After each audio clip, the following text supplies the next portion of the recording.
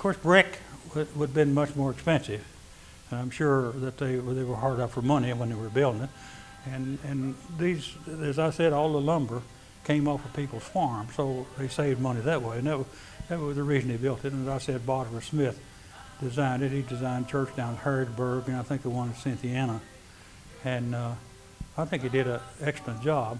But they have braced it up some way or another. The walls started out, they've been braced up, but I think it's in pretty good shape. I told somebody one time that the only two things we were afraid of in this church, and that is the devil and fire.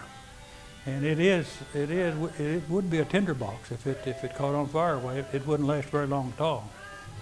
It has been treated for termites, but we had a church treasurer. We were living from hand to mouth almost. Oh, I guess it's been 25 years ago now.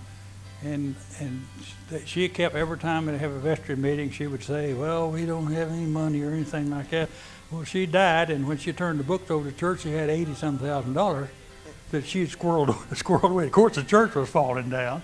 So we restored it and put new foundation on, not foundation but under it, but preserved it that way. Oh, let me tell you a little bit about the organ up here. This organ was built, I think, in the 1850s in New York City. And one of the churches in Lexington, I think one of the Presbyterian churches, bought it.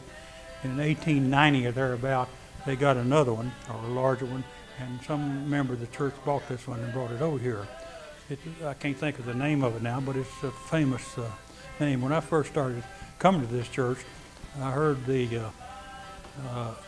I was told that it was brought across the mountains in an ox cart.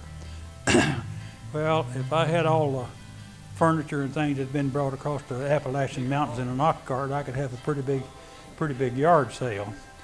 As I said, it was built in 1855, and the priest here told me that story, and after I got to know him better, I said, Louis, I don't think you ought to tell that tale anymore. And he said, well, why not? And I said, well, first place is, wouldn't it have been foolish to bring that organ across the mountains in an ox cart when the railroad ran to Lexington in 1835? Nobody was foolish enough to bring it over, but it's still in the church, you know. And that's the way, being a historian, you have to be mighty careful of what you say, and without proof, because somebody will hear it and believe it the rest of their life and pass it on. The first thing you know, it gets to be a fact, you know.